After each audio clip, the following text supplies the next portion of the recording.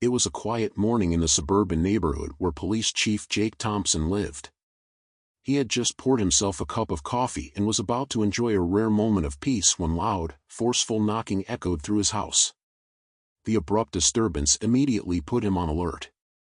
As a seasoned officer, he recognized that kind of knock. It wasn't the casual rap of a friendly neighbor but the demanding pound of someone trying to assert authority.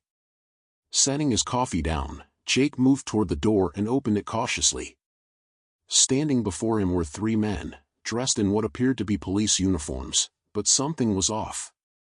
The fabric looked cheap, the badges were slightly crooked, and none of them carried the kind of presence real officers typically had. One of them, a burly man with a stiff posture, stepped forward and spoke in a tone dripping with false authority. "Mr. Thompson," he announced, "we are officers from the HOA Enforcement Division. We're here to inform you that you have violated multiple neighborhood regulations and will be facing immediate penalties." Jake raised an eyebrow, feigning confusion. "Violations? What violations?" The man pulled out a clipboard and, with an exaggerated motion, scanned down the list. Unauthorized mailbox placement, non-compliant porch furniture, and failure to maintain uniform lawn decor. As per the HOA's strict policy, you are now required to pay a fine of $5,000, or face legal action, including possible arrest. At that, Jake nearly laughed. Arrest? Over porch chairs? But instead of reacting, he kept his face neutral, allowing the imposters to believe they had him fooled. In reality, his mind was already working through the situation.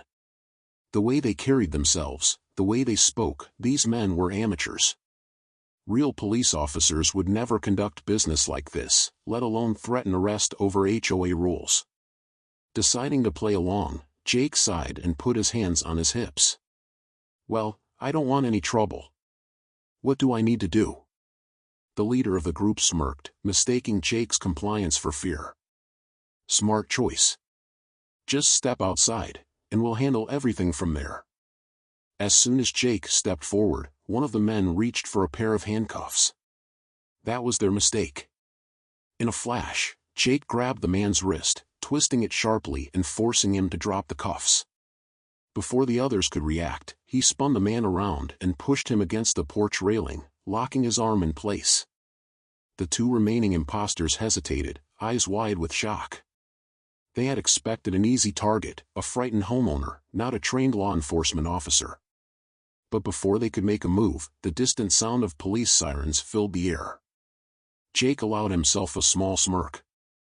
Unbeknownst to the imposters, he had subtly pressed the emergency alert button on his phone the moment he sensed something was wrong.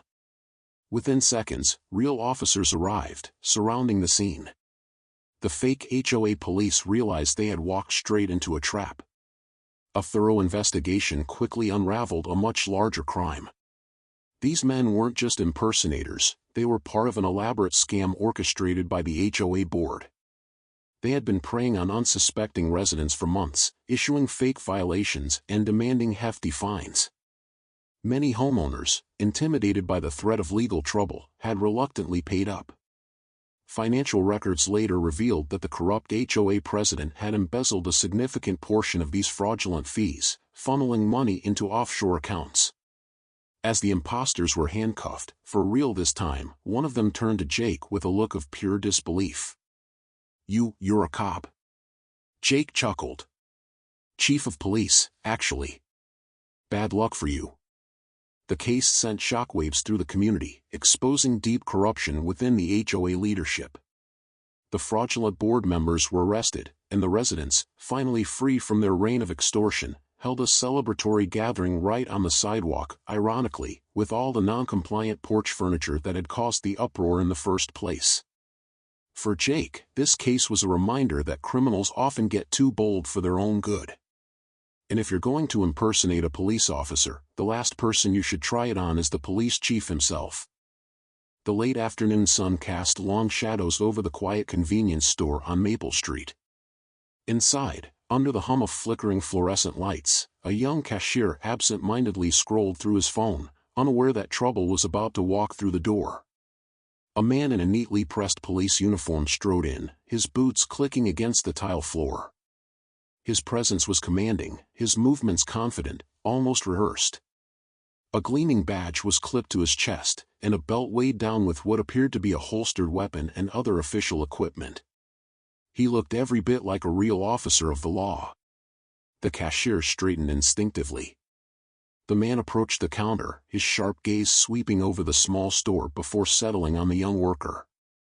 "You the one in charge?" the uniformed man asked, his voice low and authoritative. No," the cashier stammered, swallowing hard. "The owner's in the back."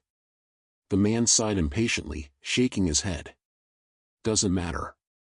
We've received multiple complaints about this store violating safety codes, expired goods, improper food storage. I need to conduct an inspection immediately." The cashier's fingers twitched at his sides. Something about this didn't sit right. The supposed officer's demeanor was too aggressive, too rushed. And what kind of cop handled food inspections? I don't know anything about that," the cashier mumbled, casting a nervous glance toward the storage room door. The man leaned in, lowering his voice. "Look, kid, I can let this slide for now, but you need to cooperate. Otherwise, the fine's gonna be a lot worse." His fingers tapped meaningfully against his belt, near the holster. "We can handle this quietly. Off the record." The cashier's throat went dry. Was this real? Was he supposed to pay? He hesitated, then his hand inched toward the store phone, his pulse hammering in his ears. Before he could decide what to do, the entrance bell chimed again. A tall man in plain clothes stepped inside, his sharp eyes scanning the scene with the calm scrutiny of someone who had seen too much. He was older, broad-shouldered, with an air of quiet authority. His gaze lingered on the uniformed man, narrowing slightly as he took in the details: the pristine uniform, the rigid stance, the too-perfect badge.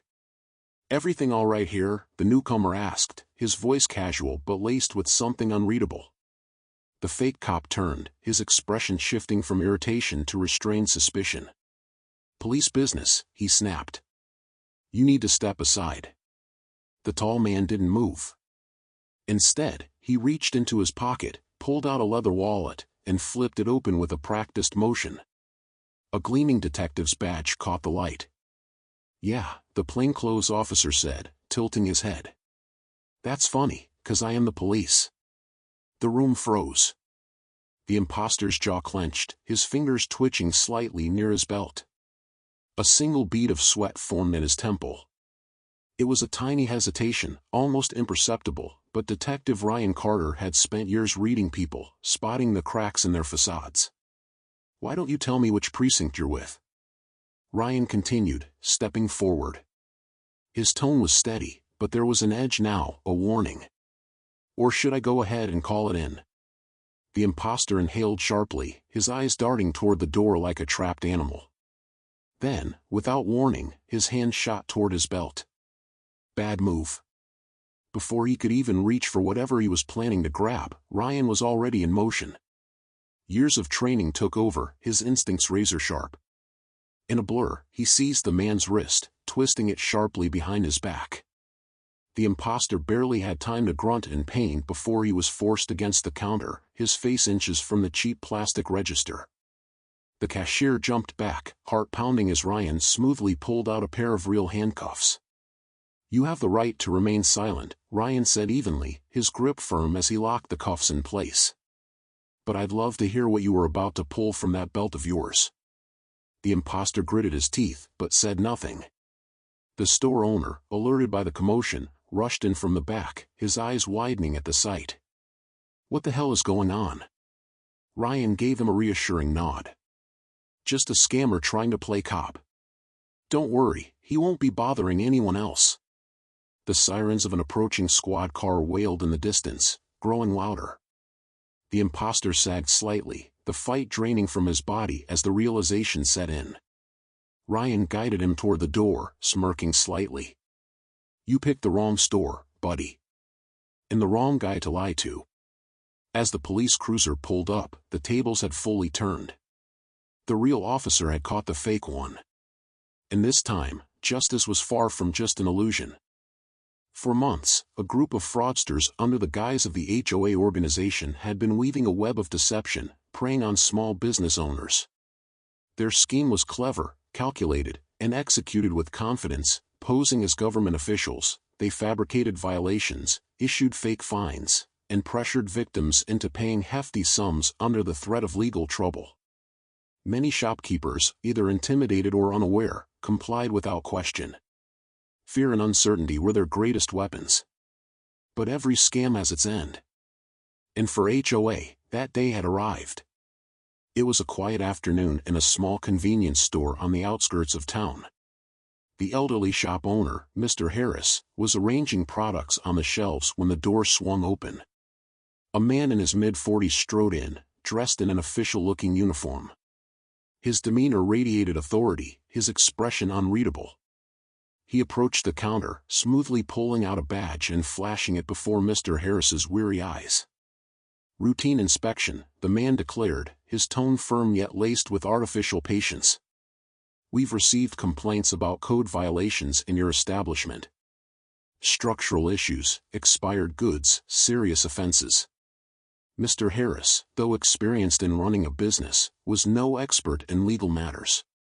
His hands instinctively tightened around the counter as a flicker of anxiety crossed his face. I wasn't aware of any violations," he stammered. The imposter's expression darkened slightly. "Ignorance won't protect you from the law, sir," he said, shaking his head with a sigh, as if disappointed. "If this isn't taken care of today, you'll be facing hefty fines and potential legal action. However," he paused, as if considering a favor, "there's an alternative. A simple settlement fee, paid now, in cash, could make all of this go away." Mr. Harris had seen many things in his lifetime, but something about this man didn't sit right with him. He felt the weight of the stranger's gaze, the calculated pressure in his voice. Instead of reaching for his wallet, the elderly shopkeeper reached under the counter, pressing a silent alarm. Unbeknownst to the con artist, Detective Ryan Carter had been surveilling the area from an unmarked car just across the street. The department had been tracking a string of similar scams, and today, Ryan was in the right place at the right time. Within seconds, the detective entered the store. He moved with the quiet confidence of someone who had seen too many criminals attempt the same tricks. His sharp eyes scanned the scene, the uneasy shopkeeper, the overconfident fraudster, the cheap replica badge dangling from the man's belt. "Afternoon, gentlemen," Ryan greeted, his voice casual, almost friendly. "Something going on here?" The scammer barely spared him a glance. "Official business," he muttered, waving a dismissive hand. "Step aside, this doesn't concern you." Ryan smirked. He had dealt with arrogant con men before, and this one was no different. He casually pulled out his own badge, holding it up so there would be no mistake. "That's so," he said, tilting his head slightly.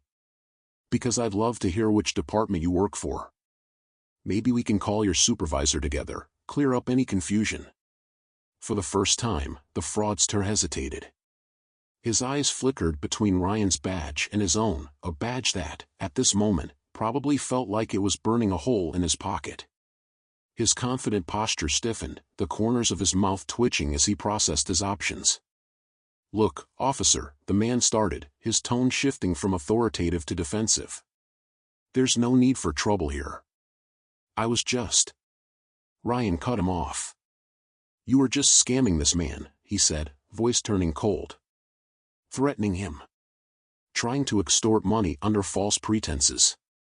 He stepped closer, his stance firm.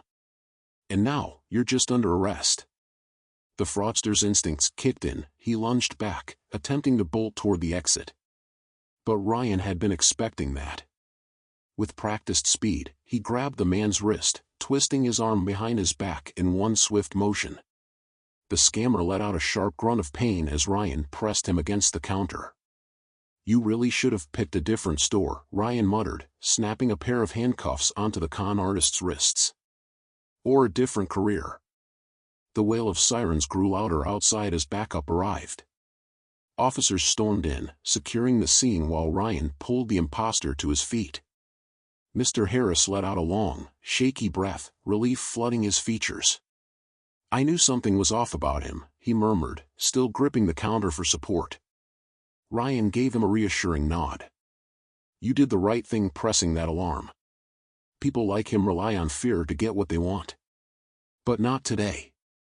As the officers led the scammer away, the weight of justice settled into place.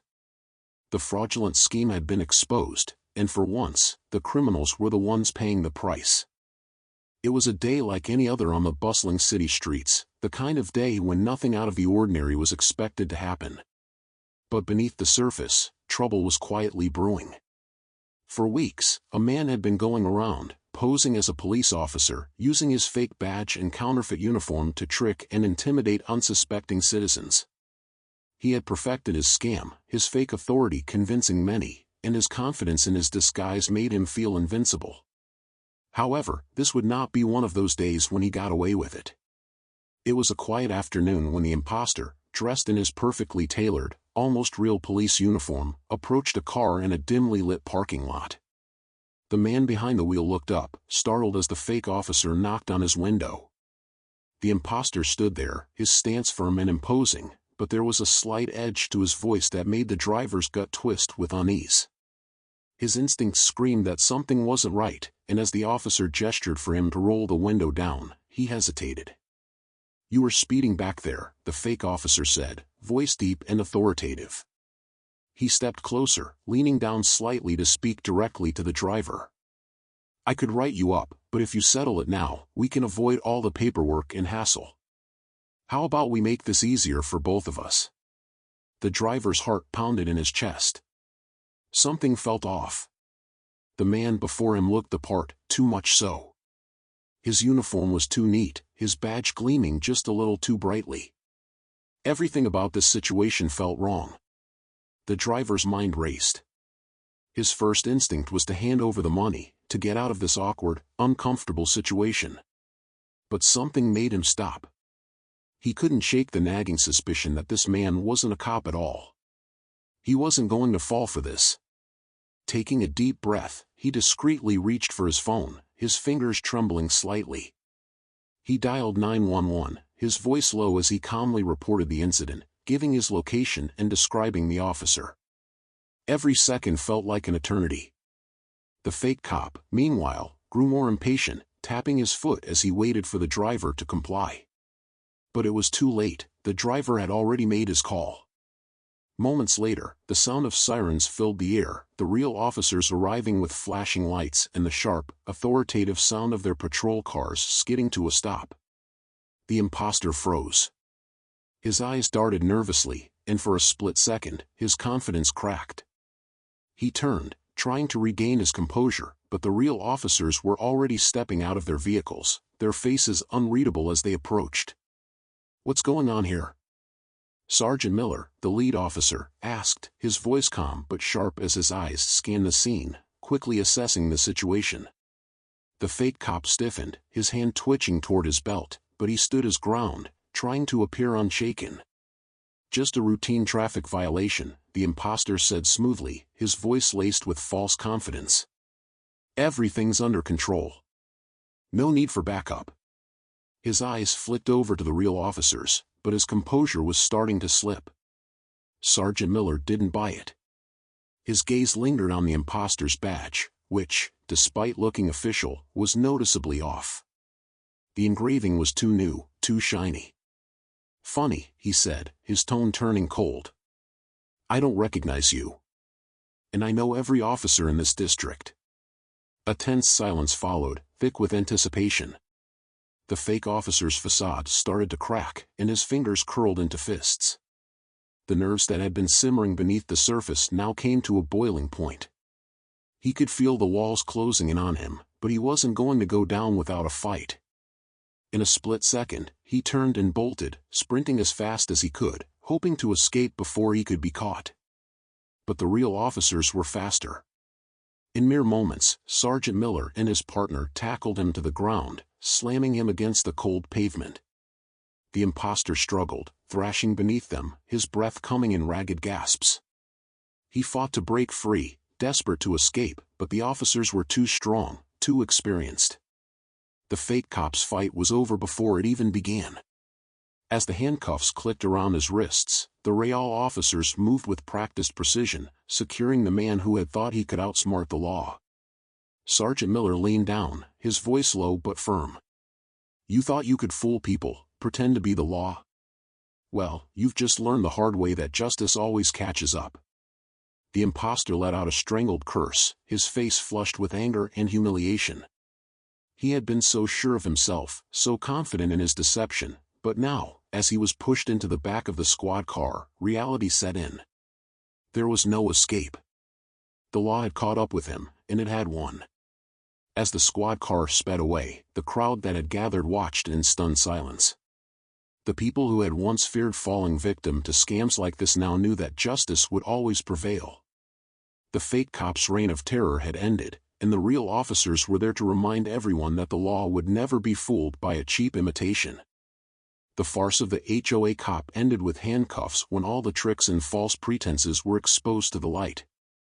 This imposter, with a cheap police uniform and a fake badge, thought he could easily manipulate and intimidate the public, creating fear to profit. He had continuously pretended to enforce the law, imposing unreasonable regulations and fining families who did not comply with the standards of a self-proclaimed HOA board. He thought no one would catch on to the holes in his actions, until one sharp-eyed citizen noticed something unusual. Things began to change when the public started to notice strange signs. The police badge was too blurry, the uniform too flashy, and it lacked any official details. A few people became suspicious and started to investigate further. Real police, after receiving information from the public, immediately intervened and began an investigation. Although the imposter continued to appear confident, even boldly claiming his authority, deep down, he started feeling anxiety creeping in. His actions were no longer a game, and soon, the truth began to surface. When real police vehicles arrived, pulling up near him, he realized he could no longer escape the truth. He tried to stay calm, even convincing himself that he could just act until he found a way to escape. However, his mood quickly shifted when he saw the determined look in the officer's eyes. As one of them stepped forward and placed cold handcuffs on his wrists, time seemed to freeze for a moment. Everything around him became a blur. He had thought of himself as the smartest, the winner in this scam, but now, all that confidence seemed to evaporate in an instant. At that moment, panic began to seep into his mind. He tried to make a few excuses, claiming that he was simply doing his duty, that this was all just a misunderstanding, but no one was listening anymore. His words fell flat. He could feel his defeat settling in. His hands trembled as he was led away from the fake patrol car, the cold sensation of the handcuffs reminding him of his own wrongdoing. Every step he took on the way to the patrol car was not just the end of a scam, but also the end of everything he thought he knew about power. As he was placed in the police car, the feeling of being a winner, of being someone who had assumed the role of an officer, suddenly felt hollow. No one respected him anymore, no one feared him. He looked out the window of the car and saw the eyes of the community, the very people he had once deceived, now looking at him without a trace of pity. He understood that he had gone too far, and now, all his tricks had come to an end. The handcuffs weren't just the end of an investigation, they were the end of arrogance and deceit. He had created a facade, believing that he could conceal the truth, but in the end, he couldn't escape the waves of justice. The real police had arrived, and he was the one who had lost in the dangerous game he had created. When Sheriff Jake Thompson was confronted by the fake HOA enforcers, he was initially taken aback by the sheer audacity of the situation.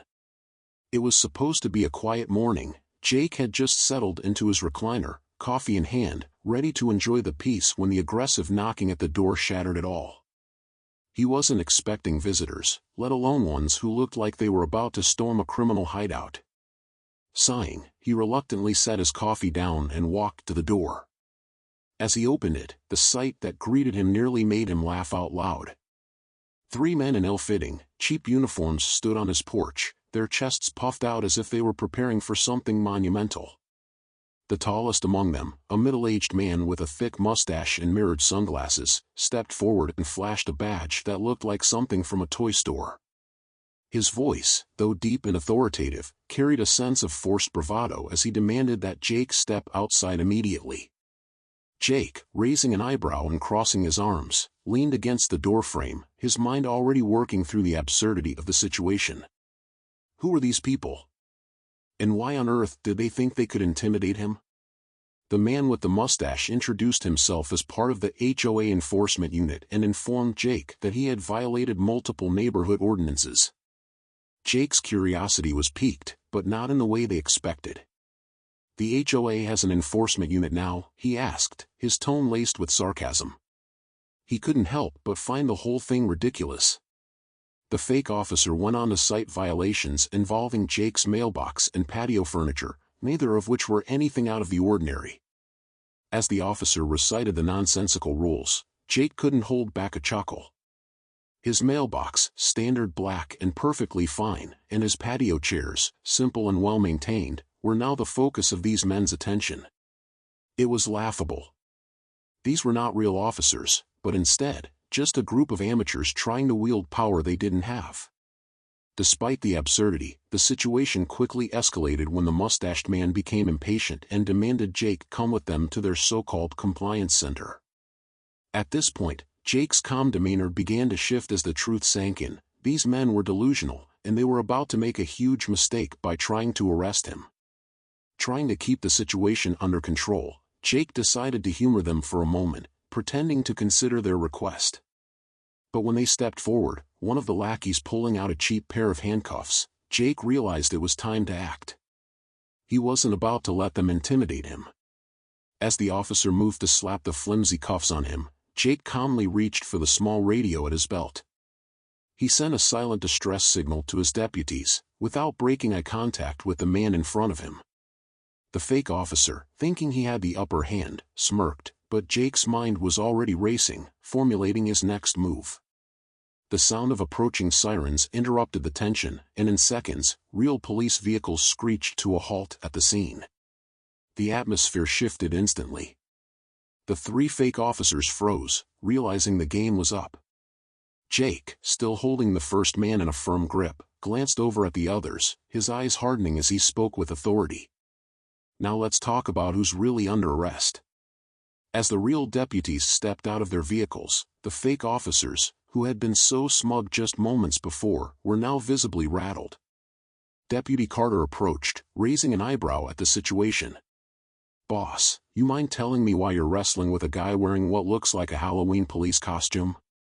Jake, with a sly grin, released the man he had pinned and explained the situation, his voice dripping with sarcasm as he described the charade the HOA had been running. The mustached man, trying to salvage some shred of dignity, insisted that they were authorized officers of the HOA. But Carter wasn't having it. With a quick examination of the badge, Carter confirmed that the badge was a poorly made replica. Jake wasn't surprised. He had already guessed they were just imposters trying to run a scam. But now it was clear that they had gone far beyond just a simple misunderstanding. They had been using intimidation tactics to extort money from unsuspecting homeowners. As the real officers began to check their vehicle, Carter uncovered ticket books, fine notices, and, most damning of all, a cash box. The fake cops had been collecting money for fake fines. Jake's suspicion had been right all along. This wasn't just a case of impersonating law enforcement, it was fraud. The fake officers, realizing their cover was blown, tried to justify their actions, claiming they had been following orders from the HOA board. But it was clear to everyone present that they had crossed a line. Jake wasn't interested in excuses. With the evidence in hand, he knew what had to be done. He wasn't just going to let them get away with this. As the three men were cuffed and read their rights, Jake's thoughts turned to the broader picture. This wasn't just about a few fake cops getting arrested, this was about a larger scheme to manipulate and scam an entire neighborhood. Jake was ready to see it through to the end.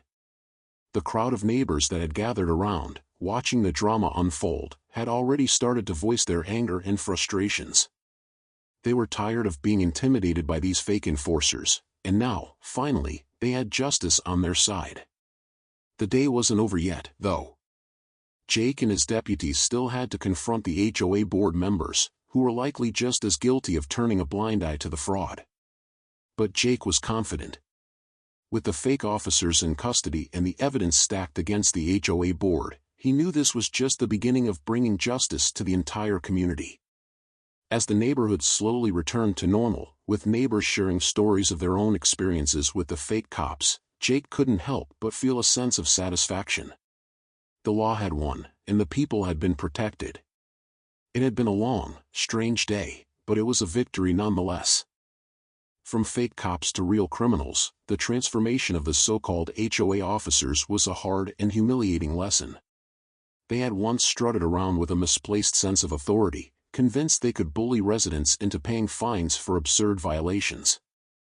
Their false uniforms, shiny toy-like badges, and dramatic, over-the-top attitudes led them to believe they could control the community. But they didn't anticipate encountering someone who knew better and had the right connections to expose their scam. The leader of the fake cops, a man with a thick mustache and an almost comical level of bravado, had approached Jake's home with the same sense of entitlement he had shown all along. When he knocked on the door, his demeanor was aggressive, full of false confidence. The absurdity of the situation was nearly too much for Jake, who stood at his door, taking in the three men who had clearly stepped out of their depths. They were trying to arrest him over something as trivial as an unapproved mailbox design and lawn furniture, insignificant issues that were clearly invented to collect fines. But the moment the so-called officers attempted to place Jake under arrest, it became clear that they had no real authority. When one of them brandished a cheap pair of handcuffs, Jake simply smirked, unfazed. He knew that no matter how much these men tried to act tough, they were ultimately out of their league. The longer he stood there, watching their false confidence crack, the more he could feel their power slipping away. But that didn't stop them. Their arrogance still fueled their actions, and they tried to force him into compliance. However, Jake had a plan.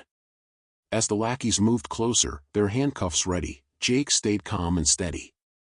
He casually pressed the button on his belt radio, sending out a silent distress signal to his deputies, without ever breaking eye contact with the men in front of him. The leader's smugness only grew, thinking he had the upper hand. But when the sound of approaching sirens filled the air, the fake cops' expressions shifted dramatically. The sight of real law enforcement arriving, flashing sirens and all, was like a bucket of cold water thrown over their heads. The fake cops froze, clearly realizing they had been caught. As the real officers emerged from their vehicles, Jake's confidence grew. Deputy Carter was quick to assess the situation, noticing how out of place these imposters looked. He immediately began to take charge, demanding to see IDs, which the fake officers were reluctant to provide. When Carter inspected their credentials and exposed their fake badges, the entire charade unraveled. They had no legal authority, no proper certifications, and they were nothing but bullies trying to enforce their self-created rules. It was in that moment that the once overconfident fake cops became nothing more than criminals. The fear and panic began to creep in. They had been acting under the illusion that they were untouchable, but when real law enforcement arrived, they were forced to face the consequences of their actions. Jake watched as the imposters were detained, knowing full well that this wasn't just a small-time con, it was a serious crime. They were about to face charges for fraud, impersonating officers, and a whole list of other charges. The man who had once looked so proud with his shiny fake badge now stood defeated, his face flushed with shame as the cuffs were snapped around his wrists. As Jake and Deputy Carter inspected their vehicle and uncovered more evidence, ticket books, fake fines, and even a cash box used to collect bribes, their true nature was revealed. The so-called HOA officers were nothing more than opportunistic criminals. And as Jake stood there, he couldn't help but feel a sense of satisfaction. He had caught them red-handed, but more importantly, he had restored the sense of justice to a neighborhood that had been terrorized by these fraudsters. In the end, the fake cops' actions were exposed for what they truly were, criminals running a scam under the guise of neighborhood enforcement. Jake's calm resolve had won the day, and the community could finally breathe a sigh of relief, knowing the fake police were no longer in control. From arrogance to humiliation, the fake cops were about to face the consequences for every resident they had wronged. The scam orchestrated by the fake HOA police was finally exposed, and justice was served in the most satisfying way. The residents of the neighborhood, who had suffered under the oppressive thumb of these imposters for far too long, were finally given the opportunity to breathe a collective sigh of relief. It had been a slow, harrowing build-up, each day feeling more surreal than the last, as these individuals, posing as legitimate enforcement officers, continued to issue bogus fines and bully homeowners. Jake, the sheriff, was one of the most recent victims of their fraudulent actions. He had been threatened with ridiculous charges, a mailbox that didn't meet their absurd aesthetic guidelines, lawn furniture that wasn't up to their standards. At first, he had been incredulous, playing along with the charade just to see how far the imposters would go. But when they tried to handcuff him and take him to their so-called compliance center, his patience snapped. As the fake officers grew increasingly confident, the absurdity of the situation became unbearable. But then, everything changed. Jake, ever the sharp-minded and experienced lawman, knew he had to act. With one swift move, he sent out a silent distress signal to his deputies. His eyes locked with the fake officers, daring them to make the next move. As one of them advanced with flimsy handcuffs, Jake reacted instinctively, twisting the man's wrist behind his back and sending him crashing into the hood of one of their vehicles. The sound of the man's face smashing against the metal was like music to Jake's ears. The fake officers froze, their self-assurance crumbling in the face of real authority. Just as the tension escalated, the unmistakable sound of sirens began to wail in the distance. The look of shock on the faces of the imposters said it all. They had no idea who they were up against. Within seconds, real police vehicles screeched to a halt in Jake's driveway, and the sight of 2 squad cars, lights flashing, was all it took to break their facade. Jake stood tall, his grip still tight on the struggling man. His voice was calm, almost amused, as he looked at the leader of the fake officers. "Now let's talk about who's really under arrest." The imposters were visibly rattled as Deputy Carter approached the scene, eyes narrowing in disbelief. The once confident man in the mustache, trying to salvage some semblance of authority, stumbled over his words when asked to show his identification. His badge, a cheap, poorly crafted piece of metal, was nothing more than a toy, a pathetic attempt at impersonating someone with actual power. Carter wasn't fooled. He knew exactly what was happening here. These men had been running an elaborate scam. The truth came tumbling out with no hesitation. The so-called HOA enforcement unit had no jurisdiction whatsoever, no real authority to issue fines or make arrests. They were nothing more than con artists, pretending to be what they were not. Jake couldn't help but feel a mix of anger and disbelief at the audacity of these men. He had expected many things in his line of work, but this was beyond the pale. The fake officers tried to make excuses, claiming they were just following orders from the HOA board. But the more they spoke, the more their lies crumbled. When asked to produce any legitimate documentation or legal authority, they handed over nothing but a crumpled neighborhood watch form, hardly proof of anything resembling official capacity. It wasn't just a minor infraction, this was a deliberate attempt to extort money from homeowners, to falsely imprison people over trivial, non-existent infractions. Jake's blood began to boil as he heard about the illegal fines, the intimidation tactics, the threats of foreclosure, all designed to strike fear into the hearts of the residents. Some had even been forced to pay ridiculous sums of money for absurd violations like having a slightly overgrown lawn or a car parked overnight. It was appalling. The moment of reckoning arrived. Carter had gone through the fake officer's vehicle, discovering ticket books, notice forms, and, perhaps most damning of all, cash. It was clear now. This had never been about enforcing community rules. It had always been about making a quick buck off the backs of vulnerable homeowners. The truth couldn't be denied anymore. As the real police arrested the imposters, Jake couldn't help but feel a deep sense of satisfaction. He knew the road ahead would be long: fraud charges, an investigation into the HOA board, and potential charges of unlawful restraint against the fake officers, but for the first time in a long while, it felt like the right side had won. The residents who had been bullied into paying unjust fines now had hope, knowing they would be reimbursed and that the people responsible for their suffering would be held accountable. The scene had shifted from one of tension to one of celebration. Neighbors who had been living under the shadow of fear now gathered, exchanging stories of their own encounters with the fake officers. Some were angry, others amused, but all were relieved to know that justice had finally been served. And when Jake overheard a neighbor joking about him running for mayor, he couldn't help but chuckle. "Let's just get this neighborhood back to normal first," he said with a grin. But in that moment, it was clear that this small victory was about more than just one case. It was about sending a message: you can't impersonate authority and get away with it. The fake officers, now in handcuffs, were taken away, and as the crowd cheered, Jake stood tall, knowing that this wasn't just a victory for him, but for every person who had ever been taken advantage of by a corrupt system. He had restored order, and most importantly, he had restored justice.